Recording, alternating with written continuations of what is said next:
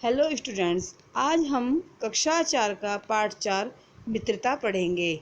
मित्रता में हमारी आपस के दो फ्रेंड की कहानी है, लेकिन इसमें लेखक ने पक्षियों और पक्षियों की मित्रता के ऊपर इसको दर्शाया है कि कैसे कोयल और हिरन के बीच में मित्रता थी और कैसे कोयल ने अपने मित्र हिरन को बचाया था।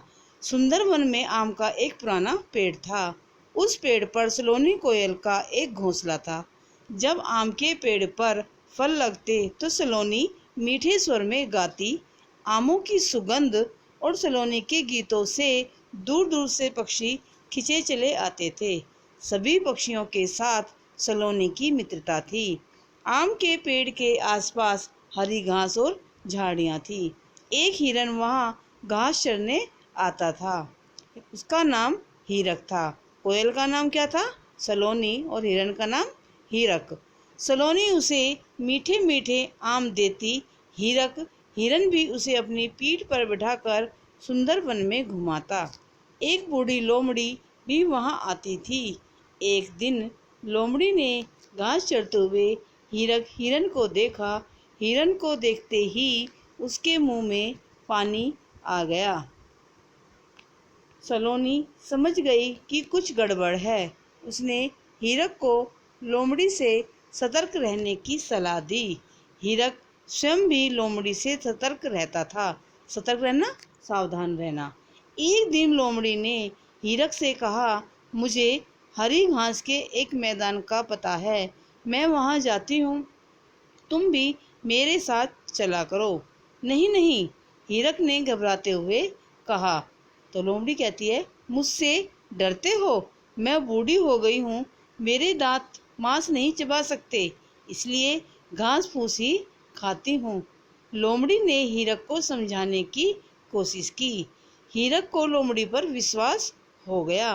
वह लोमड़ी के साथ हरी घास के मैदान तक जाता और खूब मज़े से घास खाता। सलोनी ने हीरक और लोमड़ी की मित्रता देखी तो वो समझ गई, क्योंकि लोमड़ी तो बहुत चालाक होती है, कि हीरक के बुरे दिन आने वाले हैं। सलोनी ने हीरक को बहुत समझाया। हीरक की समझ में सलोनी की एक बात नहीं आई। जब हम सोचते नहीं हैं तो हमें किसी की बात समझ में नहीं आती। ऐसे ही हीरक को भी बात समझ में नहीं आ रही थी। एक दिन सुंदर वन में शिकारी आए। शिकारी जाल बिछाकर पशुओं को पकड़ते हैं। शिकारी किसे कहते हैं? जो जाल बिछाकर पशुओं को पकड़ते थे। शिकारियों ने घास के मैदान में जाल बिछा दिया। लोमड़ी ने उन्हें जाल बिछाते देख लिया। उसने सोचा, यदि हीरक इस जाल में फंस गया तो उसे उसका मांस खाने को मिलेगा। लोमड़ी हीरक को जाल में फंसाने की योजना बनाने लगी। लोमड़ी आम के पेड़ के पास गई और हिरन को बहला फुसलाकर वहाँ ले आई जहाँ जाल बिछा हुआ था।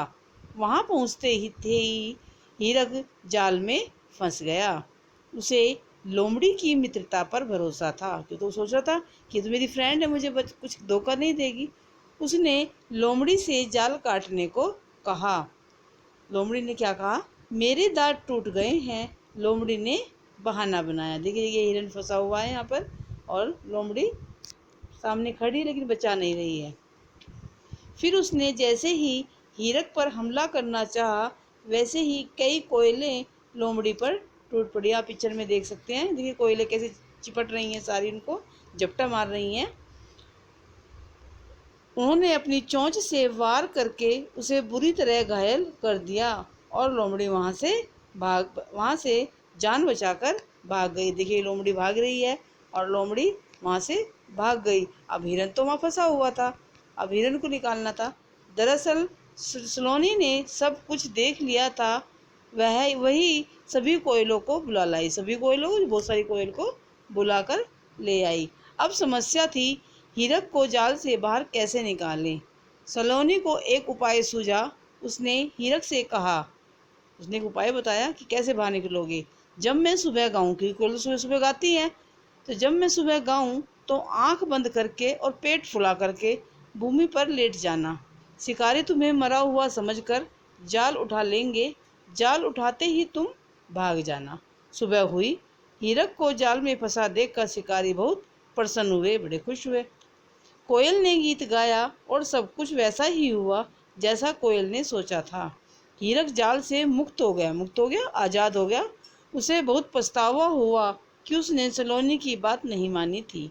वह बोला, मित्र, तुम्हारे बार बार चेतावनी देने पर भी, चेतावनी देना सावधान करना, पर भी मैं लोमड़ी की धूर्तता को नहीं समझा। धूर्तता, चालाकी।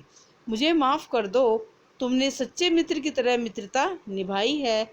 सलोनी फिर अपनी मधुर आवाज़ में कूकने लगी और हिरन घास चरने लगा। तो आपने देखा कि हमें अपने मित्र की बात हमेशा माननी चाहिए। जो हमारे सच्चे मित्र होते हैं वो हमेशा हमारा भला चाहते हैं और हमें भलाई का संदेश देते हैं।